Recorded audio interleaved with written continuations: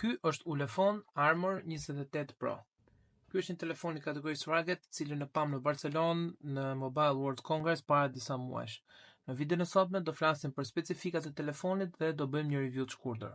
Jo pa qëllim vendosa të tregoj edhe kutinë e telefonit, sepse kemi një karikues 120W power delivery super fast charging dhe një fishë e cila është Type-C nga të dy krahat.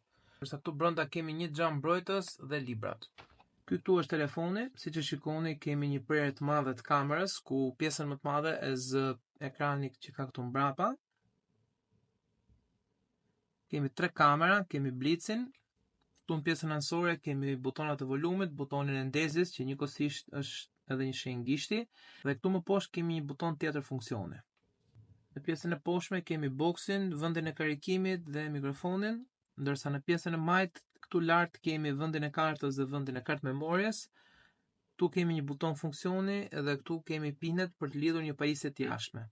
Vlen edhe për të theksuar fakti që telefoni në pjesën e sipërme ka vendin e kufjes dhe infrarosër, ndërsa këtu në pjesën e poshtme telefoni ka vendin për litarin. Tani le të vazhdojmë me specifikat. Shkojmë te settings, about phone. Telefoni vjen e pajisur me procesorin MediaTek Dimensity 7300, i cili është një procesor 4 nanometra, octa-core 2.5 GHz. Ky model vjen e pajisur vetëm me një konfigurim, me 512 GB hapësirë dhe 32 GB RAM.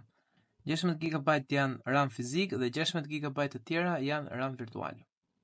Telefoni ka nisur jetën e tij në Android 14. Përsa i përket ekranit, kemi të bëjmë me një ekran 6.67 inch, i cili është një ekran AMOLED, ka një refresh rate për 120 Hz dhe ka një nivel maksimal ndriçimi prej 2200 nits. Kamera kryesore e këtij telefoni është 50 megapiksel me një aperturë 1.9. Kamera këndgjër e telefonit është 50 megapiksel me një aperturë 1.2 dhe kamera me rreze infra është 64 megapiksel me një aperturë 1.8.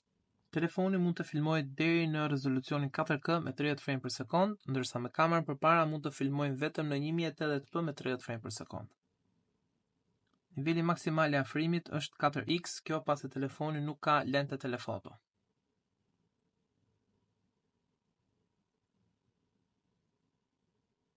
Nëse doni të filmoni me kamerën që ka rreze infra, do të shkoni tek opsioni Night Vision, është komplet ndryshe nga opsioni Night. Dhe do shikoni këtu në pjesën e mbrapme që do ndizen dritat e rrezeve infra. Telefoni ka një bateri 10600 mAh, suporton një karikim të shpejt me fije, siç e treguam me karikuesin në fillim të videos, deri në shpejtësinë 120W, ka një karikim 50W me wireless, shumë shpejt gjithashtu dhe karikimi me wireless. Kemi 10W reverse wire charging, që do të thotë nëpërmjet këtij telefoni mund të karikojmë një telefon tjetër me shpejtësinë 10W duke përdorur fishën e karikimit pra Type-C. Gjithashtu kemi edhe reverse wireless charging, që do të thotë nëpërmjet këtij telefoni mund të karikojmë një pajisje tjetër me shpejtësinë 5W. Por kjo kryesisht vlen për kufjet ose për orat, sepse 5W nuk është në një shpejtësi e madhe karikimi për telefonat. Vlen për të theksuar fakti që telefoni është IP68 dust and water resistant, është dust tight, që do të thotë pluri nuk depërton fare dhe është rezistent ndaj ujit deri në thellësinë 2 metra për 30 minuta. Telefoni ka një çmim rreth 465 euro dhe nëse po mendoni ta blini, ju ftoj të vizitoni linkun këtu anash profil. Faleminderit.